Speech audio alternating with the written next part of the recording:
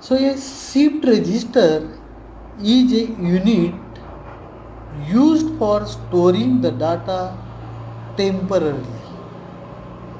यानी डाटा को temporary store करने के लिए we are making the use of the shift register. But this depending upon the way of entering the data into the shift register and taken out of it, the shift register can be classified into 4 types. Number 1, SO shift register, that is serial in, serial out shift register. Second one is SIPO shift register, serial in, parallel out shift register. Third one is PISO, parallel in, serial out shift register. And fourth one is PIPO shift register, that is parallel in, parallel out shift registers. So all these shift registers can be constructed from the basic memory elements, that is flip-flops. And in this case, the property of the flip-flop that is used in the construction of shift register is that all the flip-flops must be operated as a D-type flip-flops.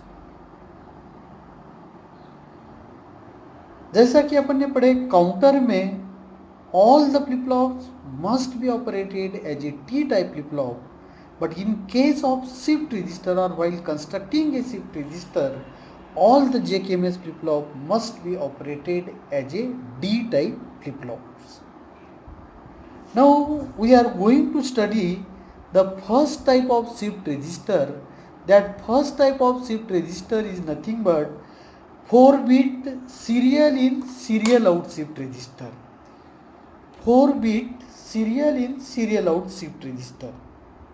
So 4-bit serial in, serial out shift register is consisting of 4 negative age triggered JKMS flip-flop, say flip-flop A, flip-flop B, flip-flop C and flip-flop D. And all these flip-flops are connected as shown in figure.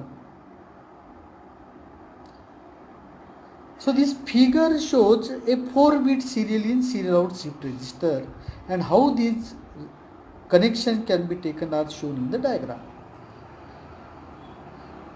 So from this figure we observe some important point. The first important point that we have to observe is that all the flip-flops are negative age triggered flip-flops.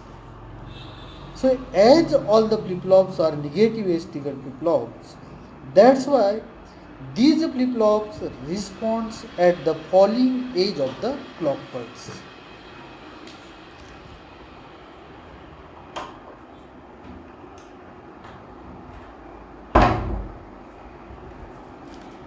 Then second point is that the J and K inputs. So in this case we observe that the Y and Y bar output of the previous flip-flop becomes the J and K input of the next succession flip-flop. That is, YA and Y bar becomes the J and K input for flip-flop B. YB and YB bar becomes the J and K input for flip-flop C. YC and YC bar becomes the J and K input for the flip-flop C. But the J, and third point is that an inverter or the NOT gate is introduced between J and K input of FFA, so that the first flip-flop, that is FFA, must be operated as a D-type flip-flop. So in this figure it is observed that all the flip-flop must be operated as a D-type flip-flops. Then working of these circuits. So this is about the construction of the circuit. Then working of the circuit. Now suppose if we want to enter or if we want to store the data into the shift register is say DI, CI, BI, AI is equals to say 1010, where in this case DI is MSB bit and AI is LSB bit. So this is the input data that you have to enter into the shift register serially and taken out